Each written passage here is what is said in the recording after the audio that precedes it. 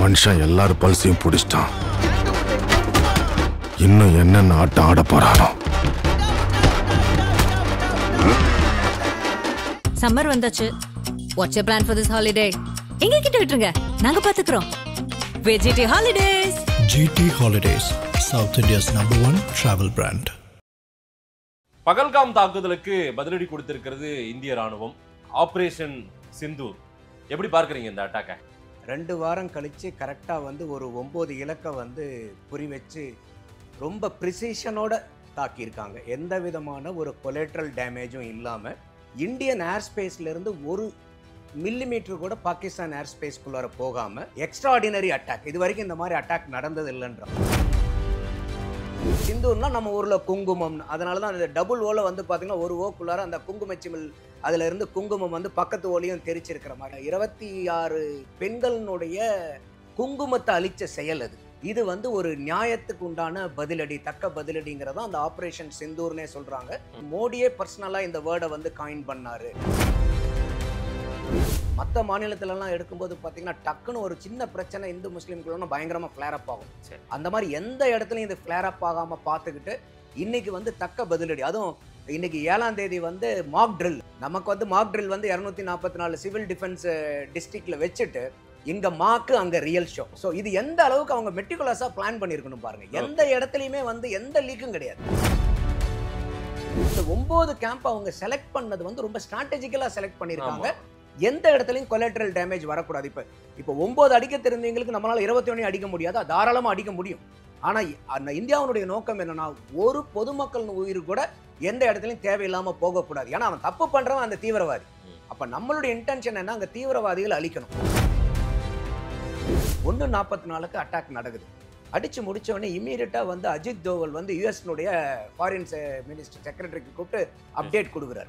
5 நாடுகளுக்கு உடனே கூப்பிட்டு UAE, அதே மாதிரி சவுதி அரேபியா, ரஷ்யா, இந்த மாதிரி 5 நாடுகளுக்கு, யூகேக்கு 5 நாடுகளுக்கும் கூப்பிட்டு இவங்க அப்டேட் கொடுக்குறாங்கன்னா பாருங்க. அப்ப இது எந்த அளவுக்கு ஒரு கால்குலேட்டட் அட்டாக் இது. இந்தியாவுடைய இன்னைக்கு டிஃபென்ஸ் கேப்பபிலிட்டி வெர்சஸ் பாகிஸ்தானுடைய கேப்பபிலிட்டி பார்த்தா, டிஃபென்ஸ் எக்ஸ்பர்ட் சொல்றது என்னன்னா, ஒரு ஃபுல் ஃப்ளெட்ஜ்டு வார்னா 3.5 நாளா பாகிஸ்தான் தாங்காதுன்றாங்க. இந்தியா ஆன்மீக பூமி இது. அப்ப நமக்கு நம்மளுடைய எதிராளியும் நல்லா இருக்கணும்னு நினைக்கக்கூடியவங்க தான் இந்தியர்கள். அப்ப அந்த அளவுக்கு நம்ம பெருந்தன்மைன்னு அந்த ஒரு வார்த்தையினால தான். அதாவது சில பேர் சொல்லுவாங்க இந்தியர்களுக்கு சகிப்புத்தன்மை இருப்பாங்க. இந்தியர்களுக்கு இருக்கிற சகிப்புத்தன்மை உலகத்துல எவனுக்கும் கிடையாது. அப்ப அந்த அளவுக்கு இருக்கிறனால தான் இன்னைக்கு வரைக்கும் பாகிஸ்தான் சர்வைவல் ஆகிட்டு. இப்ப நம்ம யூஸ் பண்ணிருக்கிறதெல்லாம் வெப்பனரிலாம் பாத்தீங்கன்னா ரொம்ப நிஷ்ஷான வெப்பன்ஸ் நம்ம யூஸ் பண்ணிருக்காங்கன்றாங்க. ரொம்ப மாடர்ன் வெப்பன்ஸ் யூஸ் பண்ணிருக்காங்க. ஒரு சூசைட் ட்ரோன்ஸ் மாதிரி அதுன்றாங்க. அப்ப அந்த மாதிரி இருக்கும்போது ரொம்ப ப்ரிசைஸா அட்டாக் பண்ணிருக்காங்க. எந்த விதமான கொலேட்ரல் டேமேஜுமே இதுல இல்லங்கும் போது இது இன்டர்நேஷனல் கம்யூனிட்டி நம்மளை அப்ரிஷியேட் பண்ணுது. அதன் தமிழர்களுக்கு வணக்கம். பல்வேறு துறைகளில் சிறந்த ஆளுமைகளை சந்தித்து நாம் நேர்காணல் எடுத்து வருகிறோம். அந்த வகையில் மீண்டும் நம்மோடு இணைந்திருக்கிறார் அரசியல் விமர்சகர் திரு நந்தகுமார் அவர்கள். அவரிடம் கேட்பதற்கு நிறைய இருக்கின்ற வாரங்களோடுமே கேட்போம். வணக்கம் நந்தகுமார் சார். வணக்கம் மதேஷ், எப்படி இருக்கீங்க? அட்டகாசமா இருக்கேன். பகல்காம் தாக்குதலுக்கு பதிலடி கொடுத்திருக்கிறது இந்திய ராணுவம். ஆபரேஷன் சிந்தூர். அந்த ஆபரேஷன் சிந்தூர்ன்ற பேரே எதற்காக வச்சிருக்காங்கன்னு தகவல்கள் சொல்றாங்க. நீங்களுமே அதை சொல்லணும். எப்படி பார்க்குறீங்க இந்த அட்டாக்கை? இது ரொம்ப, அதாவது இப்போ சமீபமா ரஜினி படத்துல ஒரு டைலாக் வரும், குறி வச்சா ஏற விழணும் அப்படின்னு ஒரு டைலாக் அந்த இதில் வந்துச்சு. அந்த மாதிரி இப்போ இந்த பகல்காம் நடந்த 22 ஏப்ரலில் நடக்குது. 2 வாரம் கழித்து கரெக்டாக ஒரு 9 இலக்கை குறி வச்சு ரொம்ப ப்ரிசிஷனோட தாக்கியிருக்காங்க. எந்த விதமான ஒரு கொலேட்ரல் டேமேஜும் இல்லாமல் இது இந்தியன் ஏர்ஃபோர்ஸு, நேவி, ஆர்ட்லரி 3 பேருமே சேர்ந்து ப்ராப்பராக பிளான் பண்ணி இந்தியன் ஏர் ஸ்பேஸ்ல இருந்து 1 மில்லிமீட்டர் கூட பாகிஸ்தான் ஏர் ஸ்பேஸ்க்குள்ளார போகாம நம்மளுடைய ஸ்பேஸ்ல இருந்த இந்த 9 லொகேஷன்ஸை ப்ரிசைஸா அட்டாக் பண்றதுங்கிறது எக்ஸ்ட்ராடினரி அட்டாக். இது வரைக்கும் இந்த மாதிரி அட்டாக் நடந்தது இல்லைன்றாங்க. அந்த அளவுக்கு இது ரொம்ப டீப்பா பிளான் பண்ணி, அது இல்லாமல் இந்த அட்டாக் என்னன்னா, அவங்க அட்டாக் பண்ணது எந்த மிலிட்டரி இன்ஸ்டலேஷன்ஸ் மேலேயும் கிடையாது, எந்த பொதுமக்கள் மேலேயும் கிடையாது. அவங்க அடிச்சது பூராமே தீவிரவாத கேம்புகள் தான். அப்ப இது ரொம்ப ஃபோக்கஸ்டா, ரொம்ப கால்குலேட்டிவா இது எந்த இடத்துலையுமே இது எஸ்கலேஷன் ஆக முடியாது. ஏன்னா நீங்கள் எங்கேயோ தெரிஞ்சோ தெரியாமலோ அடிக்கிற இடத்துல ஒரு சிவிலியன் வந்து செத்துட்டாங்கன்னா கூட அது வந்து ஒரு மனித உரிமை மீறலாகும், அது அடுத்த நாட்டுக்கு அடிக்கும். ஏன்னா இந்தியா அதில் ரொம்ப உடன்பாடுபட்ட நாடு.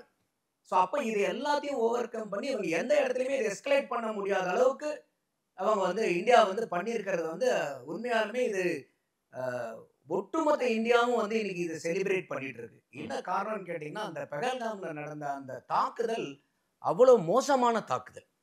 ஏன்னா அவங்க வந்து டூரிஸ்ட்டுகளை வந்து அட்டாக் பண்ணுறாங்க. 26, அதில் ஒருத்தர் நேபாளி, மீதி பூரா இந்தியன்ஸு. அதோட வந்து அதில் கொல்லப்பட்டது வந்து அவங்க விசாரித்து நீ யார், எந்த மதத்தை சார்ந்தவன் கேட்டுட்டு நான் முஸ்லீமான்னு பார்த்து பாயிண்ட் பிளாங்க்ல மண்டையில் அடிச்சிருக்காங்க. அப்போ வந்து அந்த அம்மா கதறுது, இல்லை என்னை கொன்றுங்கன்னு சொல்லிட்டு அவங்க பையனும் கதறான். நம்ம பெங்களூர்காரங்க மஞ்சுநாத் அவங்களுடைய ஒய்ஃப் பல்லவின்னு அது டிவிலெல்லாம் பேட்டி கொடுத்துருந்தாங்க.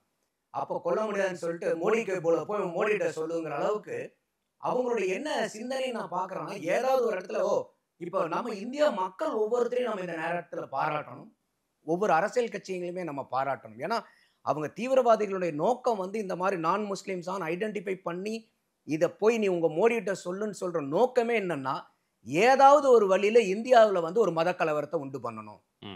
இப்படி வந்து கேட்டால் உடனே எல்லாருமே வந்து நமக்கு டெம்ட் ஆகும். ஒரு சாதாரணமாக ஒரு சாதி மதம் இல்லைங்கிறவங்களுக்கு கூட இந்த மாதிரி இப்படி கேட்டு கொண்டாங்களாங்கும் போது எல்லாத்துக்குமே ரத்தம் வந்து பாயில் ஆகும்.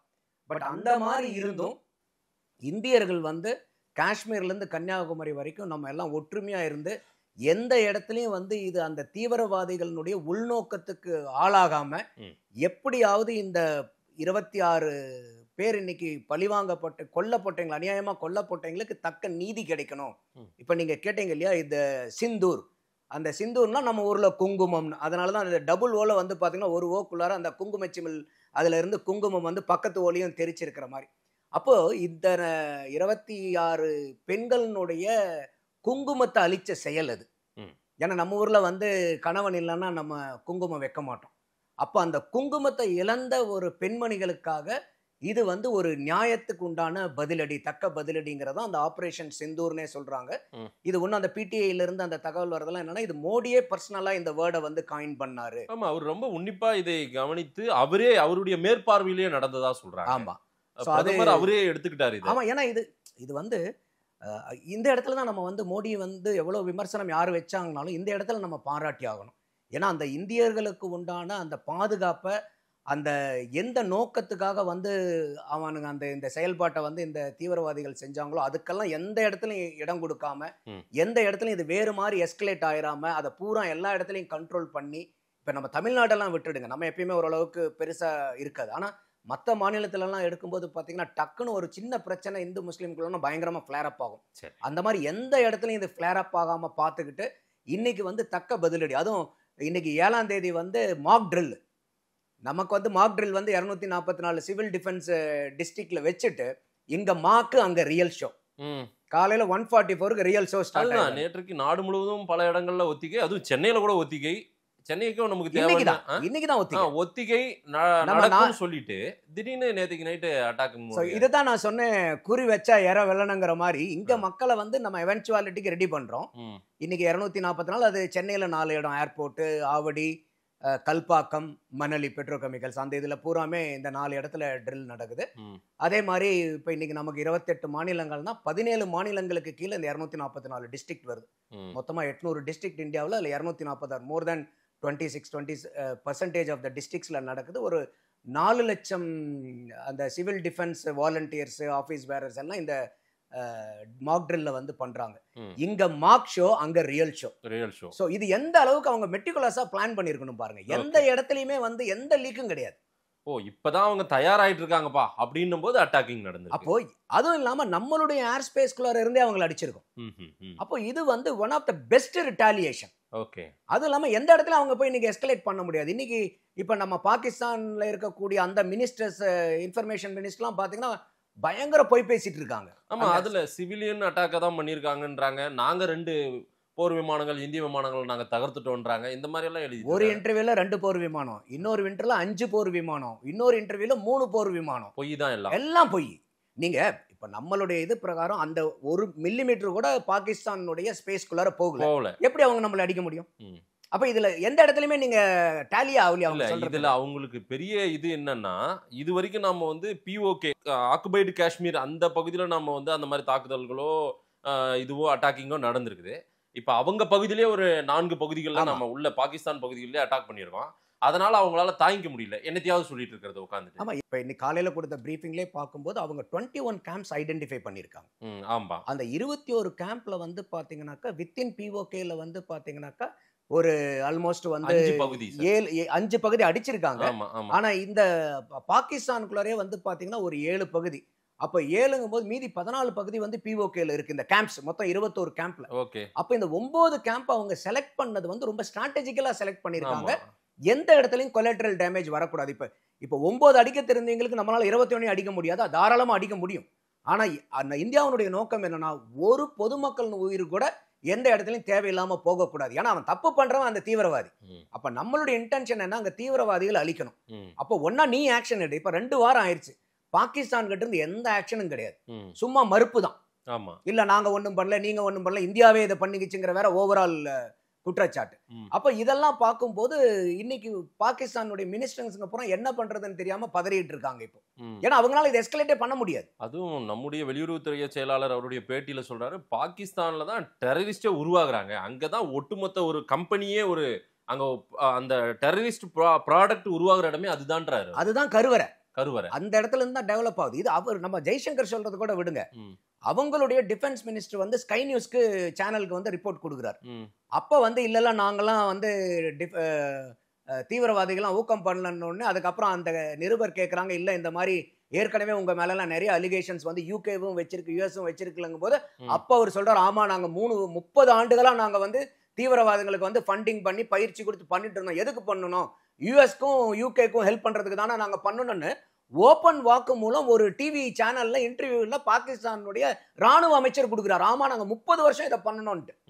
இன்னைக்கு வந்து அந்த தொழில்நுட்ப அமைச்சர் மினிஸ்டர் ஆஃப் இன்ஃபர்மேஷன் கொடுக்குறாரு. அவர் சொல்றாரு பாகிஸ்தான்ல தீவிரவாதிகள் முகாமே கிடையாதுங்கிறார். அப்ப இது யாராவது வந்து ஒரு சர்வதேசத்துல இருக்கு. அப்ப 21 கேம்ப், இதுல அடிச்ச 9 கேம்புக்கு நம்ம ஆளுங்க படம் போட்டு மேப் எடுத்து சேட்டலைட் பிக்சர் போட்டு பில்டிங் வாரிய கம்ப்ளீட் சேட்டலைட் இமேஜ் கொடுத்துருக்காங்க. இப்போ இந்த இது அது இல்லாம நம்ம இன்னொன்னு என்னன்னா 1:44 அட்டாக் நடக்குது. அடிச்சு முடிச்ச உடனே இமீடியட்டா வந்து அஜித் தோவல் வந்து யுஎஸ்னுடைய ஃபாரின் மினிஸ்டர் செக்ரட்டரிக்கு கூப்பிட்டு அப்டேட் கொடுக்குறாரு.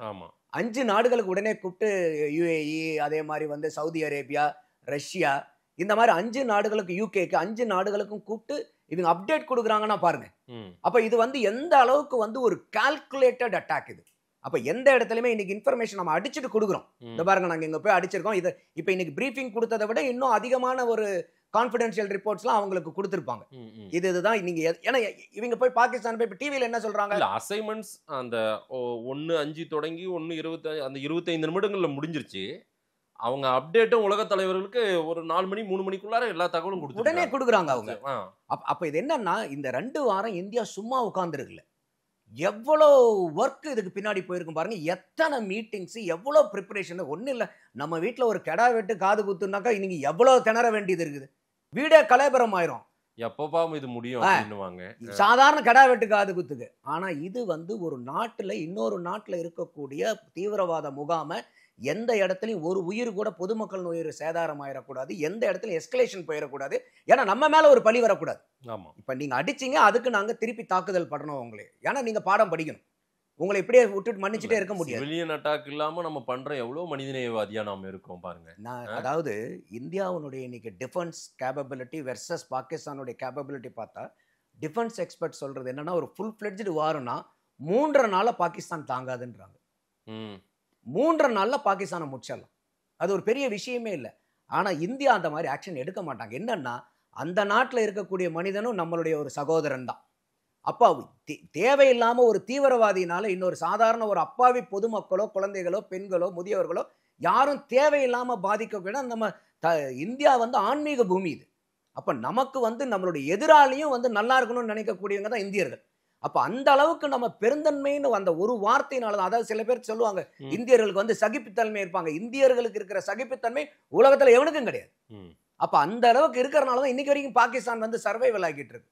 இப்ப கூட நம்ம அந்த இண்டஸ் வாட்டர் ட்ரீட்டி எடுக்க வேண்டிய கட்டாயம். என்ன காரணம்னா அவங்க மேல போர் தொடுக்க முடியாது. ஏன்னா தொடுக்க இந்தியாவுக்கு விருப்பம் இல்லை, ஏன்னா உயிர் சேதாரக்கூடாது. அப்ப எப்படிதான் அவங்கள வந்து ரியலைஸ் பண்ண வைக்கிறது, அவங்கள உணர வைக்கிறோம் இல்லையா? அப்ப அவங்க மக்களுக்கு பாகிஸ்தானுடைய அரசாங்கம் எந்த அளவுக்கு வந்து தீவிரவாதத்தை, ஏன்னா அந்த ஊர் பொதுமக்களுக்கு அவங்க வந்து ஏகப்பட்ட பொய்களை பேசி வச்சிருப்பாங்க. இப்ப பாருங்க, அடிச்ச உடனே நாங்க அவங்களுடைய பாட புத்தகங்களே வந்து இந்தியாவுக்கு எதிரான வெறுப்ப வன்மத்தை அவங்க கொட்டுறாங்களாம்.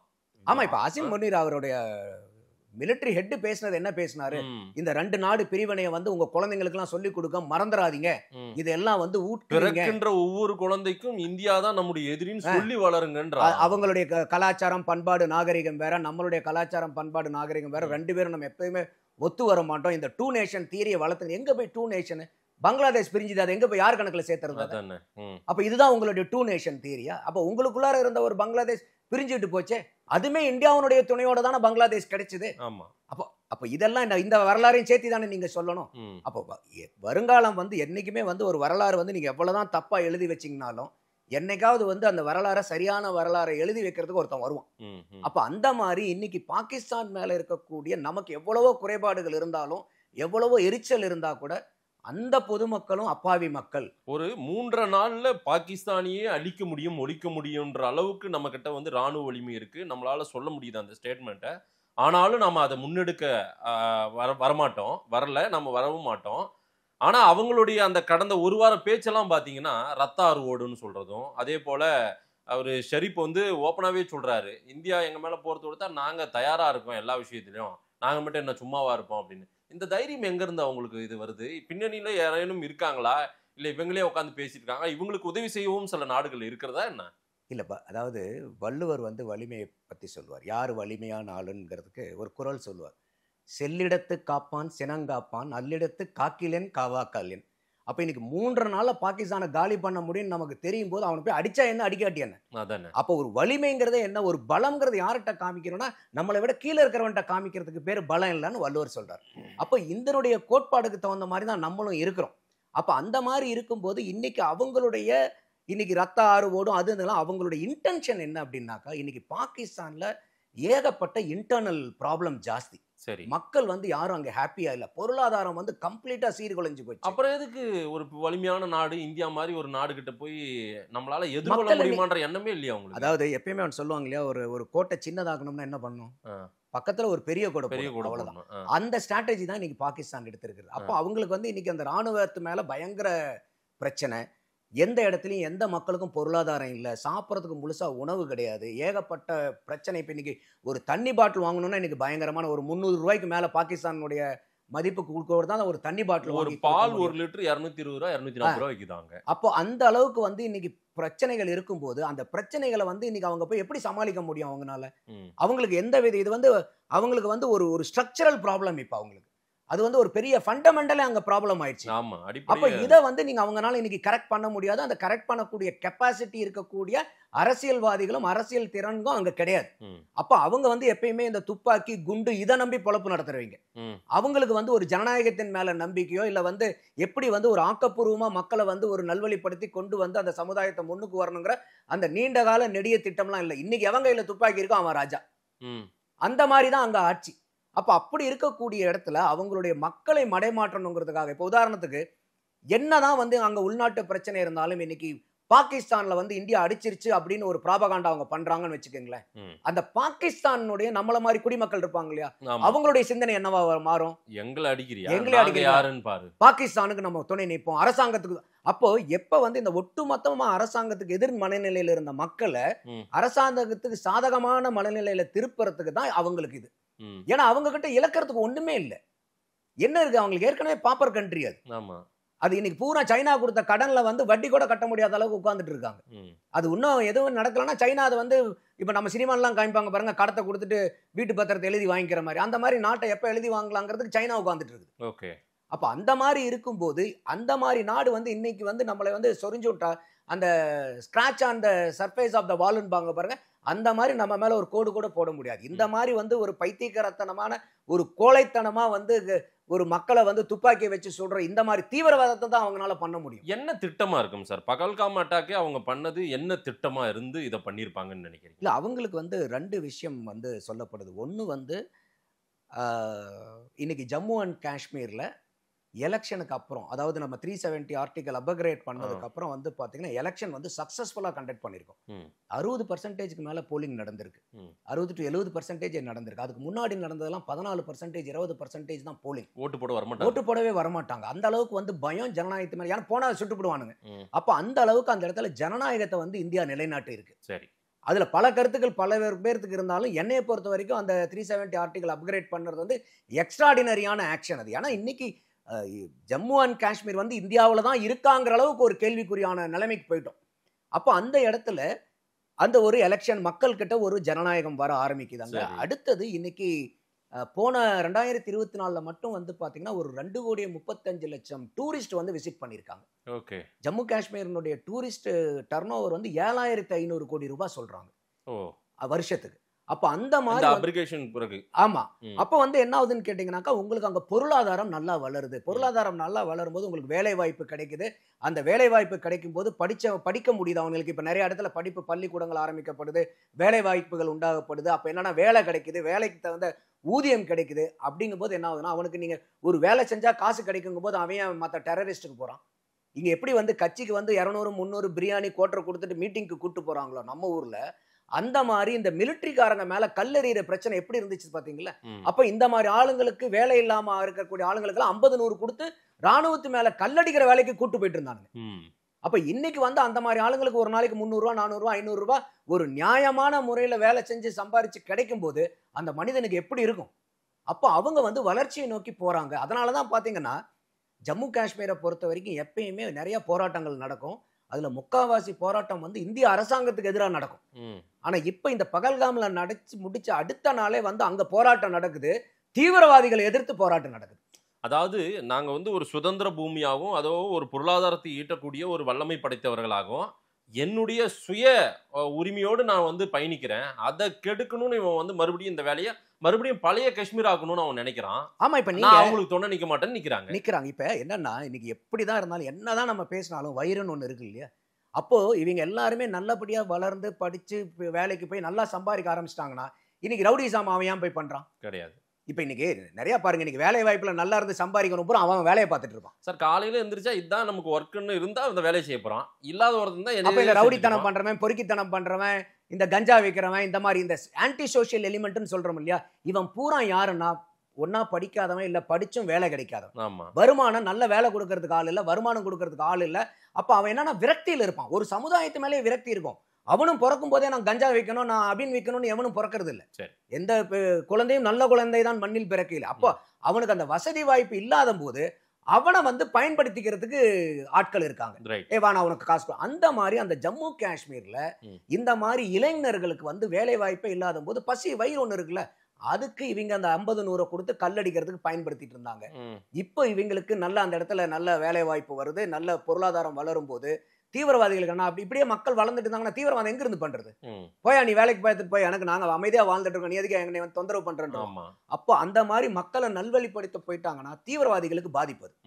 அதனால என்னன்னா அன்னைக்கு அங்க நடத்தினதுல இப்ப எங்கேயாவது அதுக்கப்புறம் யாராவது இப்ப உங்களுக்கு தெரிஞ்சு எனக்கு தெரிஞ்சு அட்லீஸ்ட் ஒரு 6 பேர் காஷ்மீருக்கு பிளான் பண்ணிருந்தீங்க, என்னுடைய ஃப்ரெண்ட்ஸ் கேன்சல் பண்ணிட்டாங்க.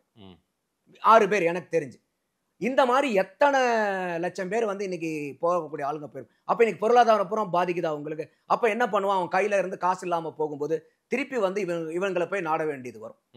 அதுக்காக வேண்டி ஏன்னா இப்ப இன்னைக்கு வந்து ஒவ்வொரு கட்டத்திலையும் இன்னைக்கு வந்து தீவிரவாதிகளுக்கு என்னன்னா எங்கேயாவது அவங்களுக்கு என்ன ஆட்கள் வந்துகிட்டே இருக்கணும் அவங்களுக்கு. ஏன்னா அவன் போற இடத்துல பூரா செத்துட்டு தான் இருப்பான், சுட்டு சாவடிக்கப்படுற ஆட்கள் தான். அப்போ அவனுக்கு 10 பேர் செத்தாலும் இன்னும் ஒரு 10 பேர் உள்ளார வர்றதுக்கு அவனுக்கு கண்டினியூஸ் ரெக்ரூட்மெண்ட். பெரிய பெரிய கார்பரேட்ல கூட உங்களுக்கு கண்டினியூஸ் ரெக்ரூட்மெண்ட் இருக்காது. ஆனா நீங்க டெரரிஸ்ட் குரூப்ல பாத்தீங்கன்னா ரெக்ரூட்மெண்ட் நடந்துகிட்டே இருக்கும், ட்ரைனிங் நடந்துகிட்டே இருக்கும். ஏன்னா எல்லாம் பண்ணி அனுப்புவோம், அவன் எங்கேயோ போய் அடிபட்டு சாவான். அப்ப அந்த மாதிரி கண்டினியூஸ் ரெக்ரூட்மெண்ட் பண்ணோம்னா உங்களுக்கு ஆட்கள் அதுக்கு தகுந்த மாதிரி ஆட்கள் வேணும். அப்போ இந்த இந்த 370 ஆர்டிகளை ரிமூவ் பண்ணதுக்கு அப்புறம் இன்னைக்கு மக்கள் அங்க நல்லா வாழ்றதுனால அவங்களுக்கு ரெக்ரூட் பண்றதுக்கு ஆள் குறையுது. அப்போ இந்த அமைதியை குலைக்கணும், பொருளாதாரத்தை சிதைக்கணும், திருப்பி அவனுடைய பல நிலைமைக்கு கொண்டு வந்தாதான் அவன் நம்ம பக்கம் வருவான். அதுக்காக வந்து இங்க கால்குலேட் பண்ணி எடுத்து அட்டாக் பண்ணதான் இந்த பகல்காம். அடுத்து என்ன நடக்க போகிறது சார்? இது வந்து நம்ம வந்து ஒரு ரெட்டாலியேஷன் கொடுத்ததோட நம்ம பதிலடி கொடுத்துட்டோம் அப்படின்றத நம்ம நிறுத்த போறோமா? இதுல பாகிஸ்தான் தரப்பும் இப்போ ஒரு சில தரப்புகள் என்னன்னு கேட்குறாங்க, நாங்க வந்து இந்தியா அமைதியை நிலைநாட்டினால் நாங்களும் உட்காந்து அதுக்கு ஒத்துழைப்பு கொடுக்க தயார், நாங்களும் பேச தயார் அப்படின்றாங்க. அவங்க இறங்கி வருவது போல பேசுறாங்க. ஆனாலும் ஒரு வாரமா அவங்க பேசுனதெல்லாம் வச்சு பார்க்கல, அவங்க தான் வந்து நம்மளை வா வான்னு கூப்பிட்ட மாதிரி இருந்தது. இப்ப அடுத்த திட்டம் என்னவா இருக்கும் மோடியின் திட்டம்? இல்ல இப்ப இந்தியாவை பொறுத்த வரைக்கும் நீங்க சொன்ன மாதிரி எப்பயுமே நம்மளுடைய டிஃபென்ஸ் பாலிசி என்னன்னா, நம்ம ஃபர்ஸ்ட் யாரையும் அடிக்க மாட்டோம். சரி. அது நம்மளுடைய பாலிசி. ரைட். நம்ம எப்பயுமே வந்து அமைதியை விரும்பக்கூடிய நாடு, சமத்துவம் விரும்பக்கூடிய நாடு, எல்லா நாடுகளோடையும் பரஸ்பர உறவு வச்சிருக்கணுங்கிறது தான். ஆனா நீங்க அடிச்சா அதுக்கு வந்து நாங்க வெயிட் பண்ணிட்டு இருக்க மாட்டோம். அது ஆனா நம்ம ரொம்பவே பொறுத்துட்டோம். 14 நாள் வெயிட் பண்ணி ரொம்பவே பொறுத்துட்டு இல்ல, இந்த இன்சிடென்ட் மட்டும் இல்ல, பல இன்சிடென்ட்ல நம்ம பொறுத்துட்டோம். ஆமா ஆமா. நம்ம பெரிய அளவுக்கு நடவடிக்கை எடுக்கல. அப்பப்ப வந்து ஒரு நீ அடிச்சா திருப்பி அடிச்சங்கிற மாதிரி அந்த கான்சிக்வன்ஸ் மேனேஜ் மட்டும் பண்ணிட்டு இருந்தோம். ஆனா இன்னைக்கு அந்த கான்சிக்வன்ஸ் மேனேஜ்மெண்ட்டோட மட்டும் இது நின்றாதுன்னு நான் பாக்குறேன்.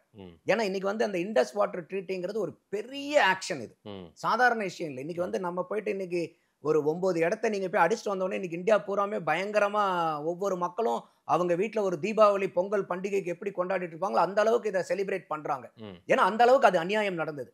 அதை விட பல மடங்கு தாக்கத்தை உண்டு பண்ணக்கூடியது இந்த இண்டஸ் வாட்டர் ட்ரீட்டி. ஓகே. ஏன்னா அவங்களுக்கு இந்த தண்ணி போகலன்னா அதனாலதான் அவங்க சொன்னாங்க இதே வந்து நாங்க போரா கருதுறோம் அப்படின்னா. பாகிஸ்தான்ல 2 மாநிலமே எல்லாம் போயிடும் சார் இந்த தண்ணி போகல. நீங்க அட்லீஸ்ட் அவங்களுக்கு வந்து அவங்க சொல்லக்கூடிய தரவுகளை பத்தி பார்க்கும்போது ஒரு 25 to 30% ஆஃப் பாகிஸ்தான் ஜிடிபி இந்த 3 ரிவரை நம்பி தான் இருக்கு. பெஷாவர், ராவல்பிண்டி இது எல்லாமே இந்த ரிவரை நம்பி தான் இருக்கு. இப்ப இன்னைக்கு அங்க போகும்போது உங்களுக்கு உணவு பற்றாக்குறை வர ஆரம்பிக்கும். அப்ப உணவு பற்றாக்குறை வந்துச்சுனாவே ஏகப்பட்ட அன்ரெஸ்ட் நடக்கும். விவசாய நிலங்கள் பூராமே வந்து வறண்ட நிலங்களா மாறும். குடித நீர் இல்லாம போயிடும். அதே மாதிரி உங்களுக்கு ஆலைகளில் நடக்க முடியாம போயிடும். அடுத்தது இந்த தண்ணியை வச்சு நிறைய ஹைட்ரோ ப்ராஜெக்ட் இருக்கு அவங்களுக்கு. அப்ப வந்து எனர்ஜி கிரைசிஸ் வரும், ஃபுட் கிரைசிஸ் வரும். அப்ப உங்களுக்கு ஒரு நாட்டுல வந்து உணவும் இல்ல, எரிசக்தியும் இல்லைன்னா அப்புறம் அந்த நாடு எதுக்கு பயன்பட போகுது?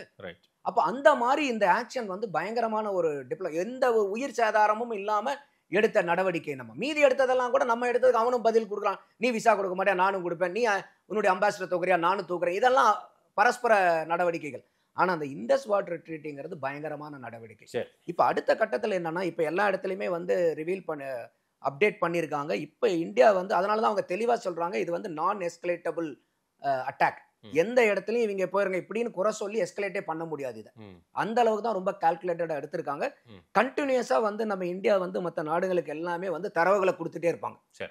இப்ப கூட அவங்க பாகிஸ்தான் மீடியால வந்து பாத்தீங்கன்னா நாங்க ஃபிளைட் எல்லாம் அடிச்சிட்டோம்னு சொல்லிட்டு ஒரு 2 படத்தை 3 படத்தை போட்டுட்டு வைரல் பண்ணிட்டு இருக்காங்க. அதை பூரா நம்ம ஆளுங்க எடுத்து ஒன்னு வந்து செப்டம்பர் 2021 நடந்த மிக் பிளைன் அது ஆட்டோமேட்டிக்கா கிராஷ் ஆனது.